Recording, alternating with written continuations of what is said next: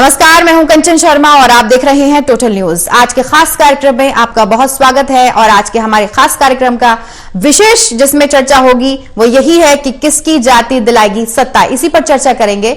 आपको बता दें कि जातीय जनगणना वर्सेस बीजेपी का नया जातीय वर्ग। 3 राज्यों के विधानसभा चुनाव में जातीय जनगणना और ओबीसी कार्ड जैसे मुद्दे कांग्रेस के लिए फायदेमंद साबित नहीं हुए। अब इन्हीं मुद्दों को लेकर के हरियाणा में भी आगे बढ़ते दिख रही है कांग्रेस। क्या कांग्रेस पार्टी जातीय जनगणना के मुद्दे के जरिए खट्टर के नए जातीय वर्ग यानी कि युवा, गरीब, किसान और महिला आधारित जातियों का तोड़ निकाल पाएगी? यह बड़ा सवाल है, क्योंकि कांग्रेस नेता ये कह रहे हैं कि अगर खट्टर सरकार जातीय जनगणना नहीं कराती है और ओबीसी क्रीमी लेयर को संशोधित नहीं करती है तो वो सत्ता में आकर के अगले साल करेंगे। और इसी आपको बता दें कि आज की इसी में जो बड़ी बहस होने वाली है, इसी पर चर्चा होगी। हम इसी पर अपने साथ मेहमान जोड़ेंगे, लेकिन उससे पहले हमारी खास रिपोर्ट।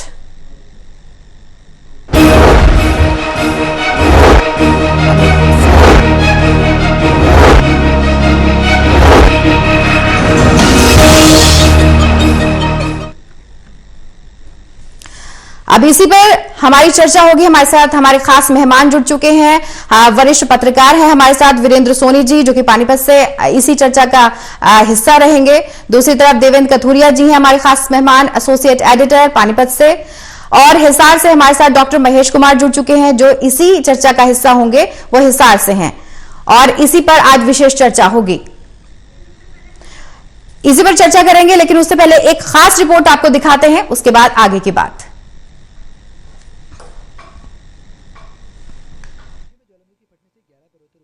सियासत मुद्दों पर चलती है और वक्त चुनावों का हो तो यही मुद्दे गारंटी बन जाते हैं। 3 विधानसभा चुनाव में शानदार बहुमत मिलने के बाद भांगड़ा डाल रही बीजेपी को अब कांग्रेस अगले चुनाव में चुनौती दे रही है। हार के बावजूद कांग्रेस नेता यही कह रहे हैं कि हम जातीय जनगणना के हक में हैं। इससे देश की सही तस्वीर सामने आएगी। यही नहीं, कांग्रेस सांसद दीपेंद्र हुड्डा ये भी वायदा कर रहे हैं कि कांग्रेस की सरकार आई तो जातीय गणना के साथ साथ उनकी सरकार ओबीसी क्रीमी लेयर की लिमिट 6 लाख रुपए सालाना से बढ़ाकर 10 लाख रुपए सालाना करेगी। यानी बीजेपी ने ये 2 काम ना करने के बाद भी कांग्रेस को 3 राज्यों के चुनाव में पटकनी दे दी है। ओबीसी समाज की बहुत सी ऐसी मांगे हैं जिनको लेकर ओबीसी समाज लगातार प्रदेश में इस सरकार के दरवाजे खटखटा रहा है, लेकिन उन एक भी मांग पर, किसी भी मांग पर अभी तक सरकार ने कोई निर्णय नहीं लिया है। ना तो क्रीमी लेयर की जो मांग है कि क्रीमी लेयर की जो लिमिट है वो बढ़ाई जाए। उधर बीजेपी की शानदार जीत से गदगद सीएम मनोहर लाल कांग्रेस को बता रहे हैं कि हमारे प्रधानमंत्री तो जातीय गणना के बजाय इन 4 जातियों को ही असली गरीब और दबा कुचला मानते हैं। ये 4 जातियां हैं गरीब, महिला, युवा और किसान। यानी अब आगे के चुनाव में बीजेपी की जातीय कैटेगरी और कांग्रेस की जातीय कैटेगरी अलग अलग होंगी। मकसद दोनों का ही वोटों के जरिए सत्ता की लड़ाई होगा। तो गरीब आदमी, किसान, मजदूर, गरीब। मोदी जी ने एक और बात कही है कि जाति पाति का खेल बहुत चल गया अब इस देश के अंदर, क्योंकि बड़ी पुरानी व्यवस्थाएं जातियों की, वर्णों की, आश्रमों की ये बनी हुई है।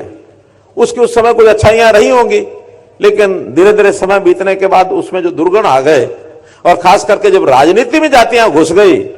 हमने 2014 में एक नारा दिया था, मालूम है किसी को याद है क्या नारा था 2014 में? हरियाणा एक, हरियाणवी एक, हम सब हरियाणवी हैं। गौरतलब है कि देश में लोकसभा चुनाव से पहले मोदी का मुकाबला करने के लिए बने इंडिया गठबंधन ने जातीय जनगणना और ओबीसी को हवा दे दी थी, तो प्रधानमंत्री ने इसकी परिभाषा बदलकर 4 जातियां बता दी, गरीब, महिला, युवा और किसान। यानी हरियाणा में अगले चुनाव के दौरान दोनों की ओर से कुर्सी खींचने का कार्टून बनते हम देखेंगे ही। जाति और ओबीसी पर भी खूब हल्ला होगा, दावे, वायदे, कस्में और फिर गारंटी दी जाएगी। Haryana bureau, total news.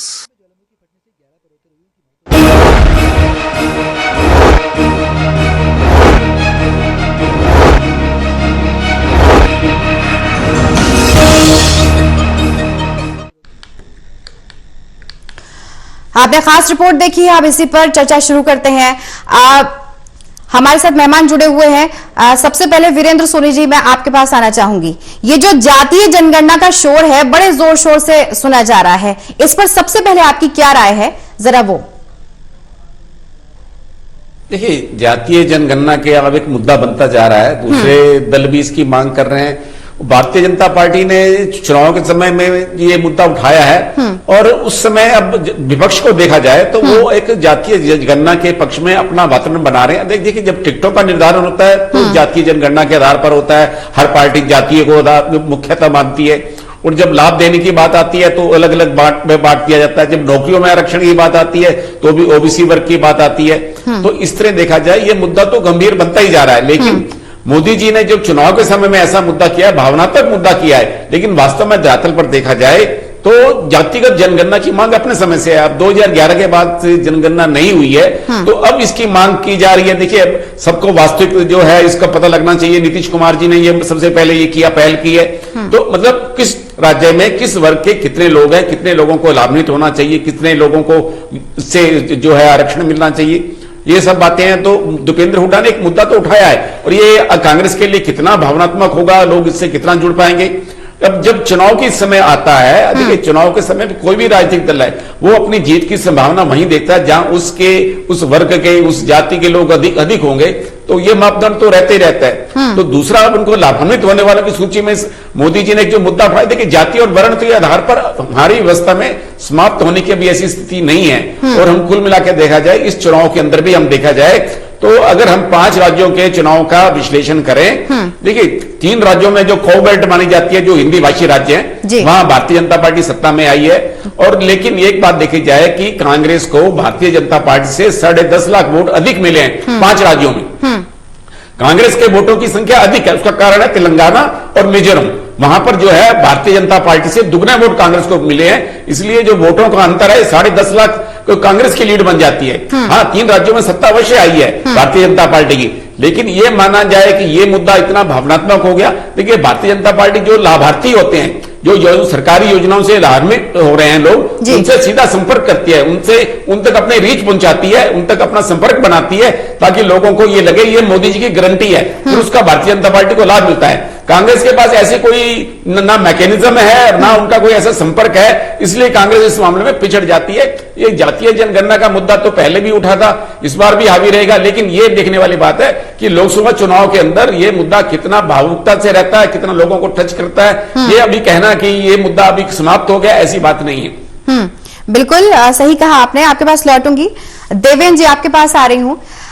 Soni साहब ये कह रहे हैं कि ये जो चर्चा का विषय बनता जा रहा है लगातार, लेकिन ये जो जातीय जनगणना का जो विषय जोर शोर से उठ रहा है, अब हर दल को ऐसा क्यों लग रहा है कि इस पर ध्यान देने की जरूरत है? आपको क्या लगता है, क्यों हर पार्टी इसके पीछे लगी हुई है इस वक्त? देखिए कंचन, हिंदुस्तान की राजनीति को आप देखो, गरीब और किसान की राजनीति हर सरकार ने, हर दल ने की है। मेरे को याद है 1980 से पहले भी जब इंदिरा गांधी प्रधानमंत्री बनी थी, इंदिरा गांधी कहती थी किसान और गरीब की बात इंदिरा गांधी करती थी कांग्रेस राज में। बीजेपी तो बाद में आई, लेकिन उसके बाद चौधरी देवीलाल को देखिए, चौधरी देवीलाल को कहा जाता था कमेरे वर्ग का, जो खेत में किसान काम करता है और जो मजदूरी करके परिवार को चलाता है। चौधरी देवीलाल ने भी मजदूर, किसान की और गरीब की बात की। उनको तो कहा ही जाता था कि गरीबों के मसीहा चौधरी चरण सिंह थे। उसके बाद जब बीजेपी का पदार्पण हुआ भारतीय राजनीति में, उसके बाद गरीब और किसान की राजनीति चाहे प्रदेश हो चाहे देश हो, हर दल ने की है। अब जब मोदी जी के मिशन 2024 को रोकने के लिए, मोदी जी का मुकाबला करने के लिए इंडिया गठबंधन हुआ, तो उन्होंने एक नया मुद्दा उठाया कि जातीय जनगणना होनी चाहिए, जिसका नीतीश कुमार ने बिहार में किया भी, शुरुआत की है। उसकी बात कई राज्यों में मांग उठी, हरियाणा में मांग उठी कि जातीय जनगणना हो, तो खट्टर साहब ने यहां कहा कि हमने तो परिवार पहचान पत्र बनाए हुए हैं, हमारे पास तो पूरा डाटा है, कौन किस जाति का है, किस परिवार में कितने पुरुष महिला है, बच्चे हैं, कौन पढ़ता है, किसके पास सरकारी नौकरी है, कौन व्यापारी है। तो ये जातीय जनगणना की मांग दरअसल नीतीश कुमार की ओर से उठाई गई थी, मोदी जी का मुकाबला कर रही है, लेकिन मोदी जी ने पूरे मामले को इस तरीके से घुमाया कि विपक्ष देखता ही रह गया। और 3 राज्यों में जो प्रचंड बहुमत मिला है, वो मोदी जी ने जो बात कही कि जातीय आधार पे कोई भी गरीब नहीं है, गरीब वो है उन्होंने गरीबी की नई परिभाषा दी, एक जैसे किसान है, गरीब है, युवा है, महिला है। तो पूरा इलेक्शन इस प्रधानमंत्री के मुद्दे पर लड़ा गया, उनकी अपील पर, उनकी परिभाषा पर लड़ा गया।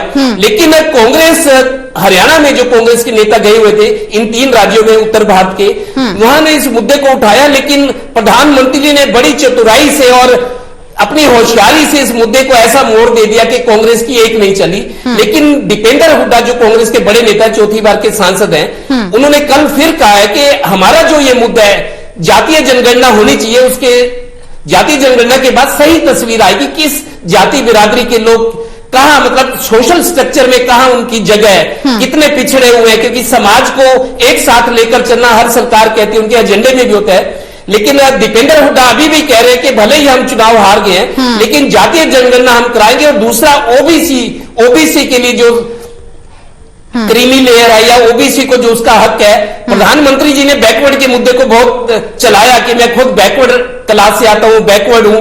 पूरे देश पर उसका असर हुआ और उसका फायदा, सियासी फायदा भी बीजेपी को मिला है। लेकिन कांग्रेस अब भी कह रही है भले ही हम चुनाव लड़ गए, लेकिन जातीय जनगणना हम कराएंगे और ओबीसी से संबंधित जो मांगे हम उसको पूरा करेंगे अगर हमारी सरकार आई। इसी बीच बीजेपी ने, प्रधानमंत्री मोदी जी ने, खट्टर साहब ने नई परिभाषा दे दी है कि गरीब तो वो है, जाति के आधार पे गरीब नहीं है, गरीब वो है जिसके पास संसाधन नहीं है, जो अभी भी दबा कुचला है। तो मेरे को लगता है कि बीजेपी की और कांग्रेस की अब अलग अलग जाति होगी और अगले चुनाव में भी ये शोर नजर आएगा। बिल्कुल, ये शोर जरूर नजर आएगा और आगे जो चुनाव होने वाले हैं उसमें क्या कुछ इसका प्रभाव होगा वो भी देखना होगा।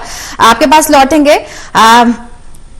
हमारे साथ जुड़े हुए हैं डॉक्टर महेश कुमार भी, उनके पास चलते हैं। महेश जी, देखिए, शुरुआत तो हम ही ने की थी इसकी, ये कांग्रेस पार्टी कह रही है, जातीय जनगणना की हम लगातार बात कर रहे हैं कि शुरुआत तो जी इसकी हम ही ने की थी, मांग भी इसकी हम ही ने उठाई थी। बस ये है कि अब अमल में अब लाया गया है, इसको आप कितना सही मानते हैं? और ये जो कार्ड बीजेपी की ओर से खेला गया है, इसको आप क्या मानते हैं?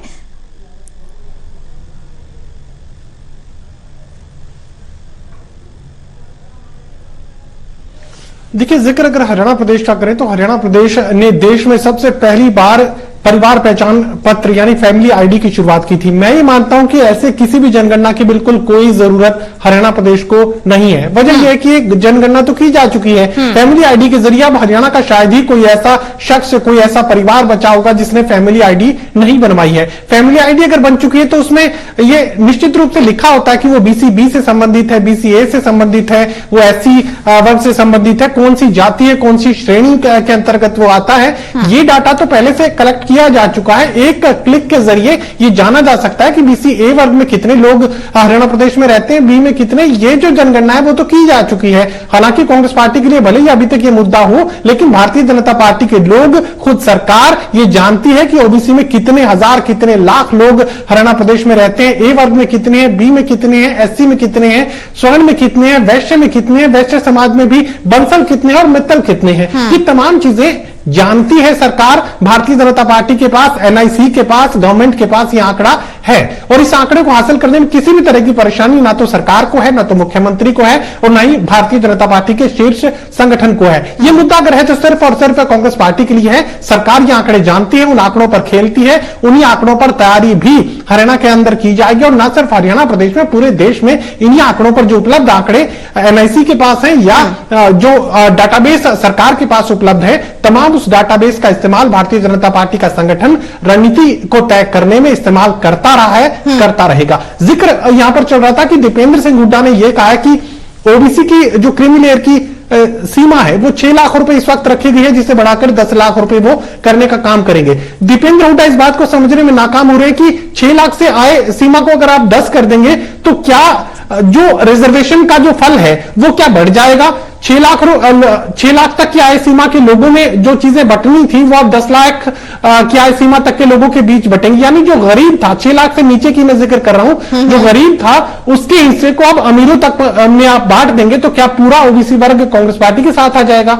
ये बात समझने की, और ये दीपेंद्र हुड्डा मुझे लग रहा है कि उस बात को समझने में नाकाम हो रहे हैं। गरीब को अगर रिजर्वेशन का सबसे पहला फायदा मिलता है तो इसमें ओबीसी वर्ग के गरीब लोगों को जरूर ये संतुष्टि होगी, ये फायदा होगा। अगर 6 लाख तक की आय सीमा को बढ़ाकर 10 में कर दिया जाता है, तो ओबीसी के एक और बड़े हिस्से को आप उसमें शामिल कर रहे हैं, जिससे गरीब उस आरक्षण के लाभ से वंचित हो जाएगा। तो ऐसे में किस तरह का चुनावी फायदा यहां पर कांग्रेस पार्टी हासिल ओबीसी लोगों से करना चाहती है, समझने वाली बात है। बिल्कुल, ये समझने वाला विषय है, समझने वाली बात है। वीरेंद्र जी, 4 जातियां बता दी गई हैं। प्रधानमंत्री मोदी ने खुद इसका जिक्र किया जब उन्होंने स्पीच दी थी, और अब तो सीएम मनोहर लाल भी लगातार कर रहे हैं कि 4 ही जातियां हैं। जातियां कौन सी हैं? गरीब बता दी हैं, महिलाएं और किसान और युवा।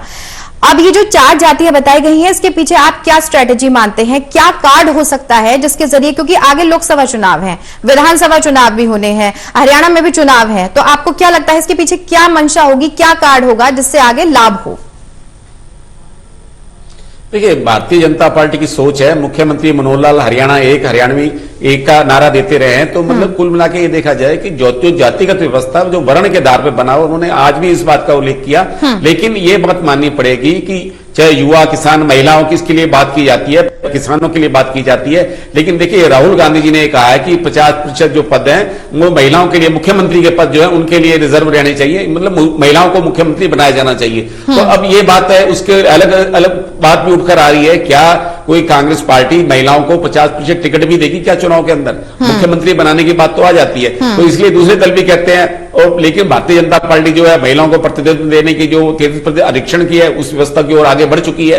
तो ये बात, कई बातें तो सिर्फ कहने में आकर्षक लगती है, लेकिन जब उनका वास्तव में क्रियान्वयन की स्थिति आती है तो सब दल जो है पीछे हट जाते हैं। तो क्या वर्तमान में इस समय जब लोकसभा के चुनाव होंगे, क्या महिलाओं को, हालांकि ये कानून तो अभी बाद में लागू होगा, 2025 के बाद होगा, क्या सभी दल जो है महिलाओं को 33% आरक्षण देने की, जो टिकट देने की बात है उसमें पक्षधर होंगे, उसमें आगे बढ़ेंगे? ये तो इस लोकसभा चुनाव से ही मालूम हो जाएगा। हाँ, जहां तक लाभ देने की बात है तो अन्य वर्गों को लाभ, युवा वर्ग जो है काफी, जो बेरोजगारी बढ़ रही है, युवा वर्ग को कितना लाभान्वित किया जा रहा है, उनके लिए क्या आकर्षक जो है अब योजनाएं ला पा रहे हैं, किसानों के लिए जो है सरकार किस ढंग से प्रयत्नशील है। तो ये सब बातें जो है, ये कहने की बातें कुछ होती है और वास्तव धरातल पर कुछ और होती हैं। हाँ, देखिए मुख्यमंत्री मनोहर लाल जी ने जो है अब लोगों को जोड़ने के लिए आज जो है राम भक्त अभिनंदन समारोह क्षेत्र में किया, जो राम भक्तों का स्वागत किया, जबकि 6 दिसंबर को शौर्य दिवस मनाया जाता है। तो जो लोग रामलीला से जुड़े हुए हैं उनको अपने साथ जोड़ने के लिए तो भारतीय जनता पार्टी ने अपना चुनावी शंखनाद तो पहले से ही कर दिया गया है, उसका नैरेटिव सेट हो चुका है। देखिए 22 जनवरी को रामलला जी की प्राण प्रतिष्ठा अयोध्या में होनी है, तो उससे पहले ही भारतीय जनता पार्टी ने राममय वातावरण बना दिया है और यहाँ कन्हैया मित्तल को बुलाकर, हालांकि ये सरकारी आयोजन था लेकिन ये लग रहा था कि एक पार्टी का कार्यक्रम है, जिस तरह के वहां नारे लगाए जा रहे थे, जिस तरह वो भगवादारी की बात की जा रही थी, तो इस तरह की बातें हैं। तो चुनाव के अंदर ये सब बातें जो है उससे नैरेटिव सेट होता जा रहा है कि आगे लोकसभा का चुनाव हो चाहे इसके साथ विधानसभा के चुनाव हो, कि ये चुनाव किस धारणा की ओर बढ़ेगा, इस दल के इस चुनाव के अंदर क्या मुद्दे रहने वाले हैं, या सनातन व्यवस्था पर जो प्रहार करने वाले हैं उनको किस तरह का सबक सिखाया जाएगा। तो इसकी व्यवस्था तो पहले से ही होगी, इसका जो चुनावी माहौल है वो पहले से ही बनना शुरू हो गया है। ये मुद्दे सिर्फ चुनावी भाषणों तक सीमित रह जाते हैं, वास्तविकता तो जो है वातावरण बनाने की है, वो वातावरण बनना पहले शुरू हो गया है। और कांग्रेस पार्टी अगर अब संभल जाती है, अगर इस जो चुनावी नतीजों से सबक लेती है और अपनी एकता का प्रदर्शन करती है और नेताओं का जो अपनी योजनाओं की ब्रांडिंग करने में सफल होती है, मुद्दों को जो है सरकार के खिलाफ जो मुद्दे हैं उनको प्रभावी ढंग से उठाती है, तो उसके लिए ज्यादा सुखद होगा। और ये जो मुद्दे हैं दूसरे जो जातिगत व्यवस्था के मुद्दे हैं वो तो सिर्फ चुनाव की टिकटों तक सीमित रह जाएंगे। लोगों को कितना आकर्षण है, लोगों का आकर्षण तो योजनाओं में है, सबको गारंटी में है, कोई सरकार उनको कौन सा नेता किस ढंग की गारंटी देता है और उस पर कितना अमल करता है। बिल्कुल, लोगों को इस बात से फर्क नहीं पड़ता कि सरकार किसकी है, उन्हें ये मतलब होता है कि उन्हें क्या लाभ हो रहा है, चाहे वो गरीब हो, चाहे वो महिलाएं हैं या किसान है, कोई भी हो। देवेंद्र जी, हरियाणा में जो चुनाव होने हैं उसी को लेकर के थोड़ा बात कर लेते हैं कि लाभ कैसे होगा। जो 4 जातियां बताई गई हैं पीएम की तरफ से भी, सीएम की ओर से भी, लेकिन आपको नहीं लगता कि किसान खासतौर पर हरियाणा में और युवा, वहां पर ये लोग ज्यादा थोड़े परेशान रहते हैं? किसान अक्सर ऐसा हम देखते हैं कि प्रदर्शन कर रहे हैं, युवाओं का कहना है कि हम जी बेरोजगार हैं, लंबी लंबी लाइन, एक छोटी सी पोस्ट के लिए, अगर सरकारी नौकरी के लिए अगर एक वहां पर कह सकते हैं कि जगह निकलती है तो लंबी लंबी लाइनें लग जाती हैं। तो युवा खासतौर पर बहुत नाराज हैं, किसान बहुत ज्यादा नाराज लगते हैं। तो आगे चुनाव में कैसे इसका लाभ हो सकता है, आपको क्या लगता है? देखिए, विधानसभा चुनाव में जो होना था हो गया। अब सभी दलों को, बीजेपी तो भांगड़ा डाल ली है, लेकिन आगे की तैयारी के बारे में भी सोचे कि अब बड़ा चुनाव लोकसभा का है। प्रधानमंत्री नरेंद्र मोदी जी का बड़ा चुनाव है, जो पूरे देश की बीजेपी, हर स्टेट यूनिट की बीजेपी अब ये रणनीति बनाने में लगी कि 2000 मिशन 2024 को कैसे पूरा किया जाए। जो 4 जातियां प्रधानमंत्री जी बता रहे हैं और उनको लपक लिया हमारे मुख्यमंत्री मनोहर लाल ने, 4 जातियां कौन? गरीबों की राजनीति हमेशा इस देश में रही है। गरीबों को ही 80 करोड़ लोगों को बीजेपी सरकार मुफ्त राशन दे रही है। कोरोना काल के दौरान शुरू हुआ, वो आज तक भी चल रहा है। 80 करोड़ लोग आप देखिए, और गरीब ही होते हैं जो लाइन में लगकर वोट देता है। तो गरीबों के प्रति हमदर्दी जता रही है सरकार। उसके बाद किसान नाराज है। आप भी कह रहे हैं, मैं भी मानता हूं, किसान बड़ी संख्या में बीजेपी सरकार से नाराज है, केंद्र सरकार से, हरियाणा में भी नाराज है। लेकिन किसानों की आमदनी बढ़ाने के सरकार प्रयास कर रही है, और किसान का लेकर हमदर्दी जताने की कोशिश की जा रही है कि सरकार किसान को लेकर चिंतित है। बात रही युवा की, 2014 का चुनाव हुआ, हमारे देश में बीजेपी ने प्रचार किया, प्रधानमंत्री जी ने भाषणों में कहा कि ये युवाओं का देश है, युवा देश है भारत। युवाओं को बड़े बड़े सपने दिखाए गए थे, उनको मोबिलाइज किया गया था। बीजेपी को उन्होंने साथ दिया, बड़े सपने जगाए उनके। तो 2014 की बात हो या 2019 में, युवाओं ने बड़ी संख्या में प्रधानमंत्री जी की बातों से प्रेरित हुए, भरोसा किया, और उनको यह था कि चुनाव में बीजेपी का समर्थन किया। रही महिला शक्ति को अगर मैं देखूं, 10-20 साल पीछे चुनाव में जाए कंचन, 10-20 साल पहले महिलाएं इतनी संख्या में वोट नहीं डालती थी। जब से प्रधानमंत्री नरेंद्र मोदी बने 2014-2019 में, जिस तरीके से वो भाषण देते हैं, जब टीवी पर आते हैं, तो महिलाएं बड़ी संख्या में मोदी जी का नाम लेती है। हमने देखा गली मोहल्लों में मोदी जी की चर्चा करती हैं महिलाएं कि मोदी जी ने क्या बोला, मोदी जी क्या करना चाहते हैं। तो महिलाओं को वोटर्स की लाइन में खड़ा होना प्रधानमंत्री नरेंद्र मोदी ने सिखाया है, और महिलाओं को अब सशक्त भी किया जा रहा है, उनके पक्ष में कानून बनाए जा रहे हैं। हरियाणा पुलिस की बात करें, जैसे पुलिस फोर्स में उनको ज्यादा रिजर्वेशन दिया जा रहा है, पंचायतों में 50% रिजर्वेशन दिया गया है। तो महिलाओं, युवाओं के बाद महिलाओं को, और किसानों और गरीबों को, इन चारों वर्गों को, जो पूरी, मेरे को लगता है जितनी आबादी देश की है, 140 करोड़ आबादी है, उनमें बड़ा 80 से 90% इनकी आबादी होगी, जिन 4 लोगों का नाम बीजेपी आज जातियां बता रही है कि ये गरीब है। हम जाति पर आधारित उसको, सर्वे को, जाति पर आधारित जनगणना को हम नहीं मानते, हम तो इन गरीबों को मानते हैं, जिन 4 लोगों का नाम लिया जा रहा है, और उनकी मदद करना चाह रहे हैं, उनकी हमदर्दी लेना चाह रही है बीजेपी। और खट्टर साहब भी अब 2 दिन से, जब से चुनाव परिणाम आए हैं, वो लगातार, आज भी उन्होंने कहा, कल भी कहा कि हमारे प्रधानमंत्री जी कह रहे हैं कि जातिवाद पर हम जातिवाद की राजनीति नहीं करते, हम तो इनको जो जातियों में सभी गरीब लोग हैं, जिनमें किसान है, गरीब है, युवा है, महिला है, हम तो इनको गरीब मानते हैं, इनके लिए योजनाएं बनेंगे। और जो जिस तरीके से 3 राज्यों में बीजेपी को प्रचंड बहुमत मिला है, हरियाणा में भी मेरे को लग रहा है शायद सुगबुगाहट शुरू हो गई, और हरियाणा सरकार भी, लोकसभा चुनाव तो पहले होंगे, हरियाणा सरकार भी महिलाओं को लेकर नई नई स्कीमें, नई नई योजनाएं बनाएगी, ताकि महिलाओं के बड़ी संख्या में वोट बीजेपी को मिल सके। तो विमेन बेस्ड स्कीम्स, मेरे को लगता है अब उन पर सरकार जोर देगी कि महिलाओं को ज्यादा से ज्यादा फायदा पहुंचाया जाए, जिस तरीके से मध्य प्रदेश में हमने देखा। तो वही स्कीमें हमें लगता है हरियाणा में भी शायद शुरू की जाएगी, जिसका फायदा लोकसभा में और फिर विधानसभा में सरकार को मिलेगा। बिल्कुल बिल्कुल। एक छोटा सा सवाल आपसे कर रही हूं महेश जी, ये जो मैटर, ये पूरा जो चल रहा है, जातियों की बात लगातार चल रही है, महिलाओं को वोट डालना सिखा दिया, ये बहुत सही बात देवेंद्र जी कह रहे हैं, लेकिन आप क्या मानते हैं कि ये जो पूरा टॉपिक है, इसको लेकर के आगे जो आने वाले चुनाव है, चाहे वो लोकसभा चुनाव ले लें हम, इसका उसमें क्या इंपैक्ट होगा या इफेक्ट होगा, प्रभाव पड़ेगा, भारी प्रभाव पड़ेगा, आपको क्या लगता है?